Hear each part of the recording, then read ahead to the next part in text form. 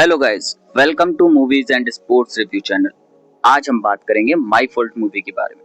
Movie की बात करें तो मूवी में दो मेन कैरेक्टर हैं, निक और नोआ।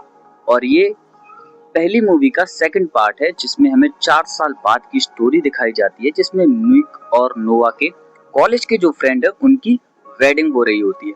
और उनकी जो फ्रेंड है वो निक और नोआ दोनों को ही इनवाइट करती हैं। और उसी वेडिंग इवेंट में निक और नोआ दोबारा मिलते हैं। इसमें निक और नोआ के जो फ्रेंड हैं वो उन दोनों को मिलाने की बहुत कोशिश करते हैं।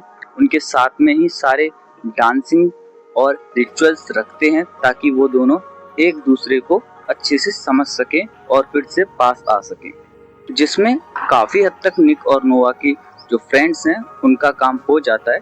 लेकिन जब निक और नोआ को अपना पास्ट याद आता है तो दोनों अपने अपने रास्ते हो जाते हैं, जिसमें नोआ अपनी जॉब के लिए अप्लाई कर रही होती है और निक एक कंपनी को रन कर रहा होता है और वो एक रिलेशनशिप में भी होता है। नोआ एक टेक कंपनी में अप्लाई करती है जिसमें उसको जॉब मिल जाती है और उसी टेक कंपनी के ओनर के साथ नोआ रिलेशनशिप में आ जाता है और निक उसी टेक कंपनी में इन्वेस्ट करता है और उसका सबसे बड़ा इन्वेस्टर बन जाता है। निक को जब नोआ के रिलेशनशिप के बारे में पता चलता है तो निक को उससे जलन होती है और इसी वजह से वो सारे ऑफिस में कैमरास लगवा देता है, जिसकी वजह से नोआ अपनी जॉब को क्विट कर देती है क्योंकि उसको पता है कि निक ने उसी की वजह से ऑफिस में कैमरास लगवाए हैं और वो कंपनी के मालिक को ही उसकी पोस्ट से हटाना चाहते हैं। और उसके बाद निक और नोआ पब्लिक गैदरिंग्स में पास आने लगते हैं और जो उनकी पुरानी फीलिंग्स हैं वो दोबारा आपस में जुड़ने लगती है।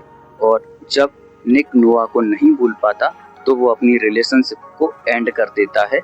अपने ही लॉयर के साथ वो रिलेशनशिप में था उसको, और नोआ भी अपने जो टेक कंपनी के मालिक के साथ रिलेशनशिप में थी उसको भी एंड कर देती है। और उसके बाद सीन शिफ्ट होता है जिसमें नोआ को पता चलता है कि वो 6 वीक्स से प्रेग्नेंट है, मतलब 4 महीने से प्रेग्नेंट है।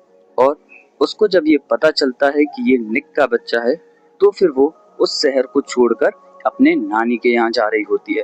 और निक जब रिलेशनशिप क्विट करता है तब वो नोआ के पास वापस जाने की कोशिश करता है। और जब निक को पता चलता है कि नोआ उसके बच्चे की माँ बनने वाली है तो निक उसको एक्सेप्ट कर लेता है और दोनों हैप्पीली वेडिंग कर लेते हैं। ये ओवरऑल मूवी की स्टोरी है। और अगर आप मेरा ओपिनियन मूवी के बारे में लोगे तो बिकॉज ये वेस्टर्न कल्चर की मूवी है इसलिए उनके लिए बढ़िया है। लेकिन मुझे ये दो दो तीन तीन रिलेशनशिप इतना ज्यादा समझ में नहीं आता, इसलिए मुझे तो मूवी इतनी अच्छी नहीं लगी। आप सारे लोग बताना कि आपको मूवी कैसी लगी। अगर आपको मूवी अच्छी लगी तो आप इस मूवी को 10 में से कितना रेट करोगे? मैं इस मूवी को रेट करूंगा 6 आउट ऑफ 10। आप अपनी रेटिंग कमेंट सेक्शन में जरूर बताना।